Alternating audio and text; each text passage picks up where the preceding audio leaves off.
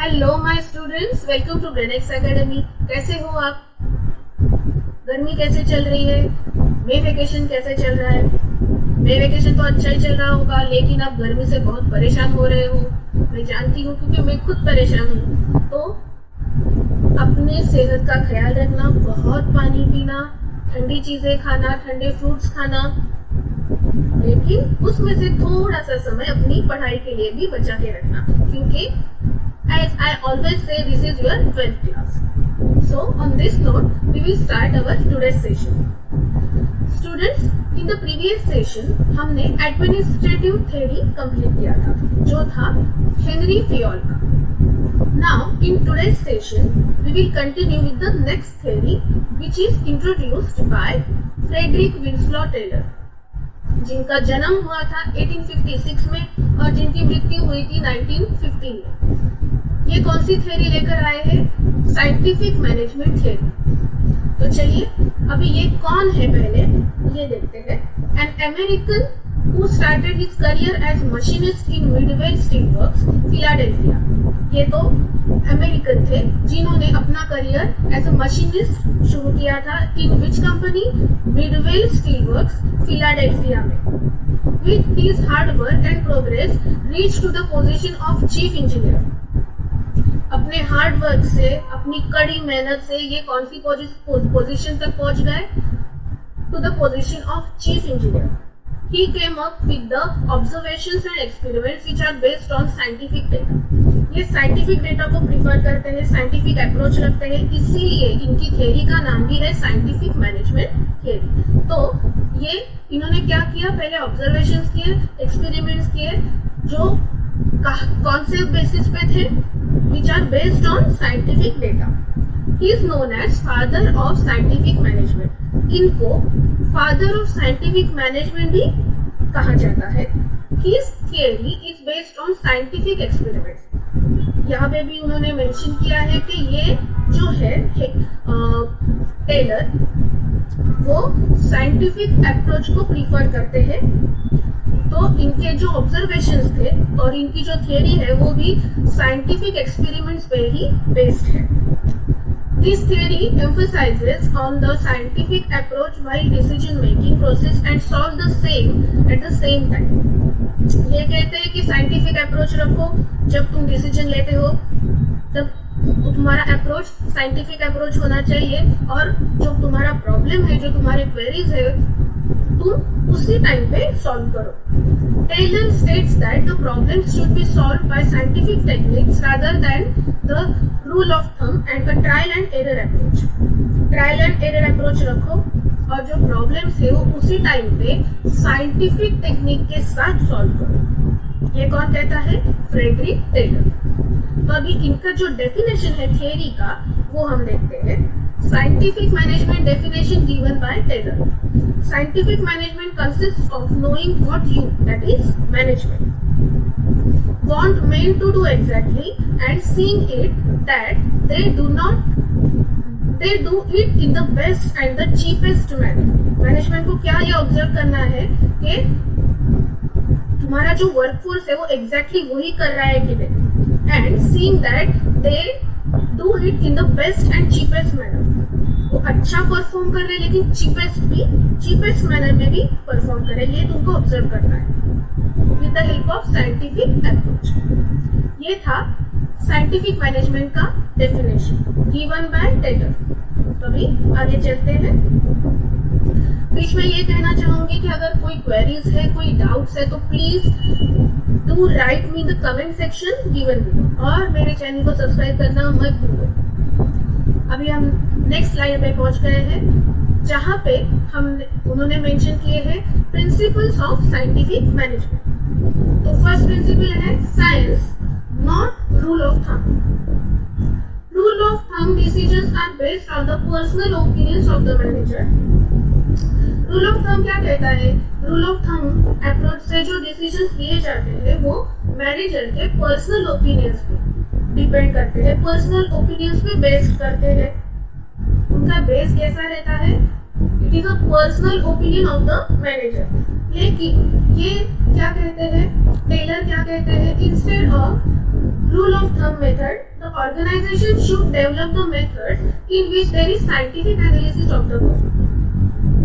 ये कहते हैं कि आप रूल ऑफ थंब की जगह साइंटिफिक अप्रोच इस्तेमाल करो while taking the decision. पहले वर्क एनालिसिस करो, जो आप काम कर रहे हो उसको ऑब्जर्व करो, उसका एनालिसिस करो, उसका स्टडी करो, उसके बाद साइंटिफिक अप्रोच के साथ with the help of scientific approach you take the decision. As per this method, the manager should define the standard required time and standard output. इस मेथड के हिसाब से ये क्या होना चाहिए, मैनेजर ने क्या करना है, मैनेजर को क्या करना है, he should define the standard required time. कोई भी आप काम लो उसके लिए स्टैंडर्ड टाइम कितना लगता है, कितना होना चाहिए वो आप पहले डिफाइन करो. उसके बाद स्टैंडर्ड आउटपुट कितना होना चाहिए वो भी आप डिफाइन करो. ये रिस्पॉन्सिबिलिटी आता है मैनेजर का. This will save the time and human energy and will lead to expected standard output. इससे क्या होगा, तुम्हारा टाइम भी बच जाएगा, तुम्हारा समय बच जाएगा और ह्यूमन एनर्जी, जो एनर्जी लगती है, जो मेहनत लगती है वर्कफोर्स के लिए वो भी बच जाएगा. And it will lead to expected standard output और अल्टीमेट रिजल्ट तुमको क्या मिलेगा, you will get to the standard output. Taylor believes that even the small production activities such as loading iron sheets into boxcars can be scientifically planned. ये छोटा सा उन्होंने एक example दिया है. टेलर क्या कहते हैं कि he believes that even a small production activity, ये एक स्मॉल प्रोडक्शन एक्टिविटी है जिसमें क्या होता है कि लोडिंग, यहाँ लोडिंग मीन्स यहाँ से वहाँ उठाना. Loading iron sheets into box cars can be scientifically plan. मतलब ये जो छोटा सा एक्टिविटी है कि तुमको इस बॉक्स में से उस बॉक्स में उसका लोडिंग करना है, ये जो आयरन शीट्स है उसका लोडिंग तुमको करना है एक बॉक्स में से दूसरे बॉक्स तक. तो ये जो छोटा सा एक्टिविटी है उसका भी आप पहले वर्क एनालिसिस करो. वो वर्क एनालिसिस में क्या होगा, तुम कितना टाइम एक बॉक्स में से दूसरे बॉक्स में शीट उठाने के लिए कितना टाइम लगता है और उस टाइम में कितने बॉक्सेस रखने चाहिए, ये आप पहले डिफाइन करो. और ये रिस्पॉन्सिबिलिटी किसका आता है, ये जिम्मेदारी किसका आता है, ये जिम्मेदारी आती है हमारे मैनेजर की. तो it is a small activity जो उन्होंने हमको एग्जाम्पल के तौर पर दी है so that you can realise the method easily. तो ये था science not rule of thumb. ये हमारा फर्स्ट प्रिंसिपल हमने देखा. अगर आपको ऐसा लगता है कि और भी कुछ एक्सप्लेनेशन देना है तो प्लीज मुझे वो आपके जो क्वेरीज है वो कमेंट सेक्शन में लिख के भेजो. I will try to solve your queries. Okay, now we will go to the next principle. Next principle है हार्मनी नॉट डिस्कॉर्ड. अभी ये प्रिंसिपल क्या कहता है, this principle states that there should be harmony between the employee and the management so that the disputes between them will be minimized. Harmony means healthy relation. This principle states that ये क्या कहता है, there should be harmony between the employees and the management. मतलब healthy relation होना चाहिए दोनों में so that disputes means झगड़े कम होंगे. मुझे मैनेजर ने ये नहीं किया, मुझे मैनेजर ने मोटिवेट नहीं किया, मुझे मैनेजर ने अच्छा सैलरी नहीं दिया. ये जो डिस्प्यूट्स है, जो क्लैशेस है वो कम हो जाएंगे. कब कम हो जाएंगे, जब तुम्हारे ऑर्गेनाइजेशन में तुम्हारे जो रिलेशंस है between manager and the employee are very good, very healthy. तभी जाके देयर इज अ हार्मोनी, तभी जाके तुम्हारा जो काम है वो अच्छे से हो जाएगा, एफिशिएंसी के साथ हो जाएगा. डिस्प्यूट्स मतलब झगड़े, जो क्लैशेस है वो कम हो जाएंगे. Perfect understanding between employees and management will result in creation of healthy work environment and ultimately the desired goals of the organization can be achieved. Very simple. अगर झगड़े नहीं है, बहुत अच्छा एनवायरनमेंट है, हेल्दी एटमॉस्फेयर है, तुमको एक बात बोलती हूँ, ऑर्गेनाइजेशन ऐसा होना चाहिए कि एम्प्लॉय को भी लगना चाहिए कि हाँ चलो मुझे ऑर्गेनाइजेशन में जाना है, मुझे काम के लिए, जॉब के लिए जाना है. He should be happy to go to the organization. इसी को हम बोलते हैं healthy relation, friendly relation. Perfect understanding होना चाहिए दोनों में, जिसमें मैनेजमेंट एंड एम्प्लॉय, इन दोनों में परफेक्ट अंडरस्टैंडिंग कब होगा, जब there is healthy relation between them. और उससे क्या होगा, अल्टीमेटली तुम्हारे जो ऑब्जेक्टिव है ऑर्गेनाइजेशन के, तुम्हारे जो डिसाइडेड गोल्स है, वहां तक तुम सक्सेसफुली पहुंच पाओगे। और इससे क्या होगा, ultimately you will increase your profitability of the organisation. The organization should think about the maximum prosperity of the employees too. मतलब ये ऑर्गेनाइजेशन, मतलब ये मैनेजमेंट एंड ऑर्गेनाइजेशन का दोनों का रिस्पॉन्सिबिलिटी है कि उनको क्या करना है, maximum prosperity of the employees के बारे में भी उनको सोचना है, टू रिटेन द एम्प्लॉयज को अगर तुम खुश रखोगे तभी वो एम्प्लॉयज अच्छे से काम करेंगे, खुश होके काम करेंगे। मोटिवेट करो उनको, अच्छे से अच्छा सैलरी दो, हेल्दी रिलेशन रखो, हेल्दी एटमॉस्फेयर रखो। ये सारे फैक्टर से क्या होगा, employee will retain in your organisation and तुम्हारे ऑर्गेनाइजेशन का प्रॉस्पेरिटी भी बढ़ेगा और एम्प्लॉयज का भी प्रॉस्पेरिटी बढ़ेगा, वो भी खुश हो जाएंगे। तो ये प्रिंसिपल यही कहता है, harmony and not Discord. Now we go to the next principle. Next principle है mental revolution. Now ये principle क्या कहता है? Taylor introduced the concept of mental revolution. The focus is on the complete change in the attitude of the management and the employees towards each other. मतलब यहाँ पे proper, it's a different, मतलब एकदम complete change होगा। मतलब ऐसा लगेगा ही नहीं, दोनों को भी ऐसा नहीं लगेगा कि मैं एम्प्लॉय हूँ, नहीं मैं मैनेजर हूँ, ऐसा लगेगा ही नहीं, क्योंकि वी आर फ्रेंड्स। सो उसका ऑर्गेनाइजेशन में जो एटमॉस्फेयर है वो फ्रेंडली हो जाएगा, हेल्दी हो जाएगा, तो दोनों को भी काम करने में बहुत मजा आएगा। There should be realization in the minds of the employees and management that both are equally important. According to mental revolution principle, दोनों को भी ऐसा लगना चाहिए, मैनेजमेंट को और एम्प्लॉय को, कि मैं भी इम्पोर्टेंट हूँ और मेरा एम्प्लॉय भी इम्पोर्टेंट है। एम्प्लॉय को भी ऐसा लगना चाहिए कि हाँ, अगर मैं काम नहीं करता हूँ तो मैनेजर को, मतलब मेरे ऑर्गेनाइजेशन को नुकसान होगा, मतलब मैं इम्पोर्टेंट हूँ। मैनेजमेंट को भी ऐसे लगना चाहिए कि अगर मैं एम्प्लॉयज को अच्छे से इंस्ट्रक्ट नहीं करूंगा तो it will hamper my organization's growth. So I am also important. मतलब दोनों को भी ऐसा लगना चाहिए, दोनों को भी ऐसा फील होना चाहिए कि हाँ, मैनेजर भी इम्पोर्टेंट है और एम्प्लॉय भी इम्पोर्टेंट है। So both are important for the growth and prospect of the organization. There should be cooperation from both sides to achieve the goals of the organization.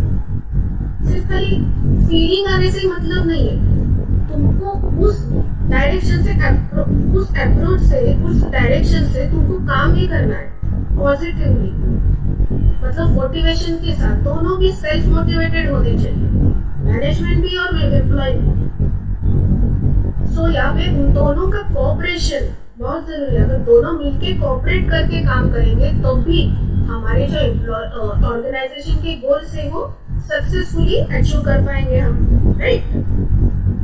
Ultimately it results in the productivity and profits, correct है? दोनों मिलके अगर काम करोगे तभी तुम तुम्हारे लक्ष्य तक पहुंच पाओगे, तुम्हारे ऑब्जेक्टिव तक पहुंच पाओगे। और हर एक ऑर्गेनाइजेशन का ऑब्जेक्टिव क्या रहता है? प्रॉफिट। तो कोऑपरेशन बहुत जरूरी है। एंड कोऑपरेशन को ही अनदर वर्ड, अनदर प्रिंसिपल क्या है? It's a mental revolution. Now the next principal is cooperation not individualism. ये प्रिंसिपल क्या कहता है? There should be mutual cooperation between the employees and the management. Mutual understanding होना चाहिए। What is that? Internal competition will change into healthy working environment with the help of cooperation, trust, team spirit. अभी क्या होगा कि employ में competition होता है, लेकिन वो कंपटीशन होना चाहिए, लेकिन वो हेल्दी होना चाहिए। Internal competition will change into healthy working environment. Instead of having internal competition between the employees, there should be healthy working environment with the help of cooperation, trust and team spirit। मतलब ये सारे जो factors है वो कहाँ की तरफ इशारा करते हैं कि it is the ultimate responsibility of manager. Team spirit, उसके बाद कोऑपरेशन, ट्रस्ट। ट्रस्ट का मतलब है कि तुम तुम्हारे एम्प्लॉयज पे ट्रस्ट करो, उनको ये विश्वास दो, उनको ये दिलासा दो कि हाँ आई ट्रस्ट यू, मुझे तुम पे पूरा भरोसा है, तुम अच्छे से काम कर रहे हो। उनको इससे क्या होगा, ट्रस्ट भी हो गया, मोटिवेट भी हो गए एम्प्लॉइज। तो कोऑपरेशन का होना जरूरी है। उसके बाद ट्रस्ट एंड टीम स्पिरिट, ये सारी जिम्मेदारी आती है मैनेजर की। The management should think about the suggestions of the employees also while taking the decisions। कोई एम्प्लॉयज ऐसे रहते हैं वो बहुत, उनके पास बहुत दिमाग रहता है। एक काम अगर उनको सौंपा है तो वो उसको अलग तरीके से कैसे कर सकते हैं, उनके पास वो स्किल रहता है कभी कभी। तो ये रिस्पॉन्सिबिलिटी मैनेजर का होता है कि उनको एम्प्लॉयज को ऑब्जर्व करना है, उनके पास क्या स्किल है, उनके पास कौन से नए आइडियाज है टू अचीव द गोल, वो उनको देखना है। तो अल्टीमेटली ये भी जिम्मेदारी किसकी हो गई, मैनेजर। तो management should think about the suggestions of the employees. The manager should always welcome the new suggestions, new ideas of the employees. कभी कभी वो इतने यूजफुल रहते हैं कि 2 घंटे का काम तुम आधे घंटे में भी कर सकते हो, ऐसे कभी कभी वो यूजफुल रहते हैं। Organization should treat the employees as the integral part of the organization। Integral means important। Organization को ये मान के ही चलना है कि ये मेरे एम्प्लॉइज मेरे लिए बहुत अहम है, बहुत महत्वपूर्ण है। The employees also avoid going on strikes and should not demand for unnecessary things। मतलब ये जैसे जिम्मेदारी हुई मैनेजमेंट की, वैसे ही ये जिम्मेदारी आती है एम्प्लॉइज की भी। अननेसेसरी स्ट्राइक्स मत करो। स्ट्राइक पे गए तो फिर क्या हुआ, तुम्हारा काम हैम्पर हो गया, ऐसा मत करो। अंडरस्टैंड करो एक दूसरे को, मैनेजमेंट क्या कहता है, उनका ओपिनियन क्या है, ये पहले समझो, उसके बाद आप डिसाइड करो, उससे बात करो, कांटेक्ट करो। इससे क्या होगा, ये जो अननेसेसरी स्ट्राइक्स है, वो जो अननेसेसरी डिमांड करते हैं कभी कभी एम्प्लॉइज, वो भी थोड़ा सा मिनिमाइज हो जाएगा। कैसे, कोऑपरेशन से, म्यूचुअल ट्रस्ट से। They should treat each other as 2 pillars of the organisation. मतलब दोनों को भी ऐसा मान के चलना है कि मैं और मेरा एम्प्लॉय, ये हम दोनों हमारे ऑर्गेनाइजेशन के पिलर से, खंभे है, हम दोनों के ऊपर ही ये ऑर्गेनाइजेशन खड़ा हुआ है। तो अगर हम दोनों में से एक भी खंभा अगर कोलैप्स हो गया, गिर गया, तो पूरा ऑर्गेनाइजेशन ही गिर जाएगा। अल्टीमेटली क्या होगा, रिजल्ट क्या रहेगा इसका, प्रॉफिट नहीं होगा। तो ये सारी चीजें यहाँ पे उन्होंने बताई है। So it is cooperation and not individualism. Now next है division of responsibility।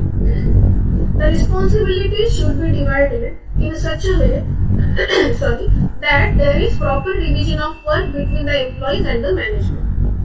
Responsibilities को डिवाइड करो, ऐसे डिवाइड करो कि जो वर्क है वो एम्प्लॉइज में और मैनेजमेंट में डिवाइड हो जाए।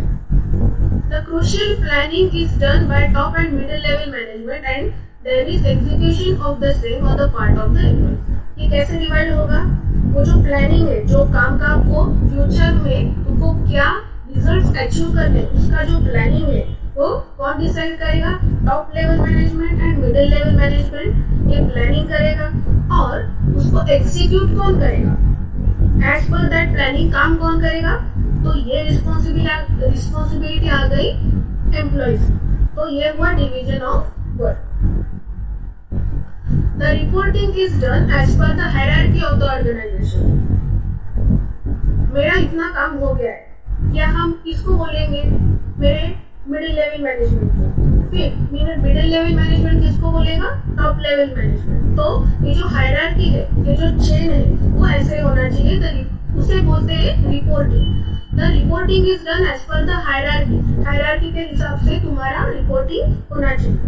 The managers are always suppose to help, guide and encourage the employees. Manager बैठे ही है उनको एम्प्लॉयज को गाइड करने के लिए, उनको हेल्प करने, उनकी मदद करने के लिए। अगर कोई काम में गलती हो रही है तो उनको सुधारने के लिए मैनेजर बैठे ही है। Managers are there for your help, your guide and to encourage also. It will result in the best performances of the both, that is employees as well as the management. इससे क्या होगा, अगर आप काम को डिवाइड करोगे, responsibility को divide करोगे, तो क्या होगा, तुम्हारा जो मेंटल प्रेशर है वो भी थोड़ा सा रिलैक्स हो जाएगा। अब मुझे सिर्फ ये काम दिया है तो ये काम मुझे पूरी जिम्मेदारी के साथ निभाना है, ये सोच के आप काम करोगे तो you will put your 100% efforts, right. मुझे प्लानिंग करना है फ्यूचर ऑब्जेक्टिव अचीव करने का, तो ये सिर्फ खाली मेरा जिम्मेदारी है, ये सिर्फ खाली मेरी रिस्पॉन्सिबिलिटी है, ये सोचकर आप काम करोगे तो पूरा फोकस आप उसी पे करोगे, राइट। तो यू विल गिव योर 100%। अभी एम्प्लॉयज के बारे में अगर आप सोचते हो तो उनका काम क्या है, एग्जीक्यूट करना। तो एम्प्लॉय पूरे दिल के साथ, मतलब पूरा दिमाग उसी पे लगाएगा। So he will also give his 100% efforts to achieve the target, right? So it will result in the best performance of the both, that is employees as well as the management. तो ये हुआ division of responsibility. Now the last principle क्या कहता है, development of employer and employees for greater efficiency and maximum prosperity. The best performance of the organization depends on the skills and capabilities of the employees. Best performance जो होता है organisation का, वो किस पे डिपेंड करता है, the skills and capabilities. Ultimately काम एग्जीक्यूट कौन करता है, एम्प्लॉइज। तो जो परफॉर्मेंस है वो कैसे डिपेंड करता है, कौन सी दो चीजों पर डिपेंड करता है, skill and capabilities of the employees. Therefore it is the responsibility of the management to provide the training and development programmes to their employees on regular intervals. तो इसके लिए क्या करना है, उनका जो कैपेबिलिटी है, उनका जो स्किल सेट है वो इम्प्रूव हो, उसके लिए तुमको क्या करना है, हर महीने में, मतलब बार तुमको ट्रेनिंग प्रोवाइड करना है, सो दैट उनका जो स्किल है वो और भी डेवलप हो जाएगा, उनकी जो कैपेबिलिटीज है वो और भी डेवलप हो जाएगी, वो और भी अच्छी तरीके से काम करेंगे। इसके लिए तुमको मैनेजमेंट को क्या करना है, एम्प्लॉइज को बार ट्रेनिंग देना है, डेवलपमेंट प्रोग्राम्स में भी उनको हिस्सा लेना है। तो it affects the profitability of the organisation. इससे क्या होगा, प्रॉफिटेबिलिटी बढ़ेगा। बट ऑब्वियस नई चीजें मार्केट में आती है, नई टेक्निक्स मार्केट में आते हैं। तो अगर नया टेक्निक आ गया तो हमारे एम्प्लॉइज को वो सिखाना, उन तक वो पहुंचाना, it is the responsibility of management. तो पहले मैनेजमेंट को उस पर फोकस करना है to achieve the profitability. So each and every employee is supposed to be given the proper opportunity to attain greater efficiency and maximum prosperity. इससे क्या होगा, each and employee is supposed to be given the proper opportunity, एक उनको आप मौका दो to attain the greater efficiency and maximum prosperity. आप management की ये जिम्मेदारी है कि आप उनको एक मौका दो। कैसा मौका दो, to proper opportunity to attain greater efficiency कैसे, ये मौका कैसे देते हैं, in the form of training and development. इससे आपको पता चलेगा कि कौन सा एम्प्लॉय क्या है, कौन से एम्प्लॉय का क्या स्किल सेट है, कौन सा एम्प्लॉय कहाँ पर लैकिंग है, तो उसको आप इम्प्रूव कर सकते हो। ट्रेनिंग एंड डेवलपमेंट से आपको ये भी चीजें मालूम पड़ती है कि कौन से एम्प्लॉय में और कौन से एम्प्लॉय का क्या स्किल सेट है और कौन सा एम्प्लॉय कहाँ पर कम है, so that you can improve that employee. जिस एम्प्लॉय का जो स्किल सेट कम है, ट्रेनिंग से आपको ये मालूम पड़ेगा मैनेजमेंट को कि कौन से एम्प्लॉय का ये स्किल सेट कम है, तो आप उस एम्प्लॉय के उस स्किल सेट को इम्प्रूव करने की कोशिश करोगे, जिससे अल्टीमेटली उसका पूरा एफिशिएंसी बढ़ेगा और अल्टीमेटली पूरे ऑर्गेनाइजेशन का एफिशिएंसी बढ़ेगा और क्या होगा, there will be maximum prosperity. तो ये थे हमारे 6 प्रिंसिपल्स। तो प्रिंसिपल्स ऑफ साइंटिफिक मैनेजमेंट जो दिए हैं हमको फ्रेडरिक विंसलॉ टेलर ने। तो आज हमने ये थ्योरी कंप्लीट की जो थी scientific management theory given by Frederick Taylor. तो बच्चों, आज के सेशन में सिर्फ इतना ही। We will continue with the next session. Till then, goodbye. लेकिन goodbye कहने से पहले वापस आपको कहना चाहूंगी कि do watch my videos and subscribe to my channel. There will be more videos, more informative and useful videos for you coming well. So till then, goodbye.